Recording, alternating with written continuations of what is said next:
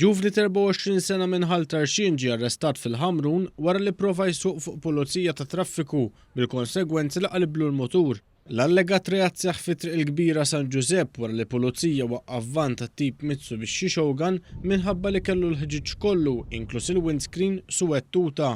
Hawnhekk ix-xufier tal-vettura rrifjuta li jikkopera mal-pulizija u ma bdix l-ordni li ngħatatlu sabiex jitfi l-magna tal-van. Sorsi fuq il-post qalulna li f'dan il-ħin il-pulizija prova jitfi l-vannu iżda l-ġuvni qabatu saqal fuqu.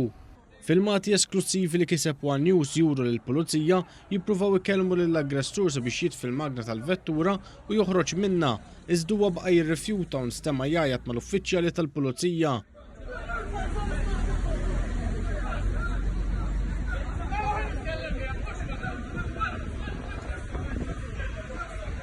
Ftit tal-ħin wara l-pulizija rnexxilhom jitfu l-vettura u ħarġu lir-raġel fi triq. Iżda hawnhekk ukoll baqa' jipprova jħebb għall-ewwel uffiċjal li allegatament saqal fuqu.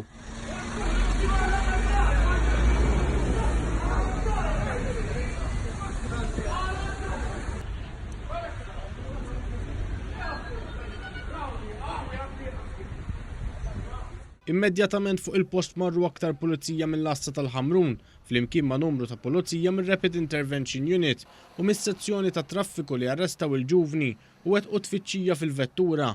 Madankollu din it-tfittxija rriżultat fin-negattiv.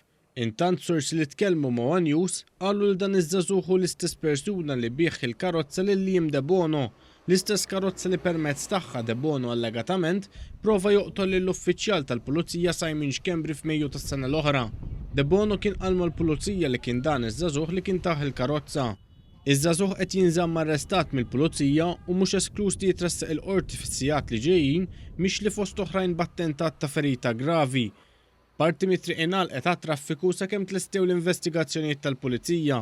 L-investigazzjonijiet tal-pulizija qed jitmexxew mill-Ispettur Pier Guido Saliba mis-sezzjoni tat-traffiku flimkien mal-Ispettur Matthew Gallia mid-distrett.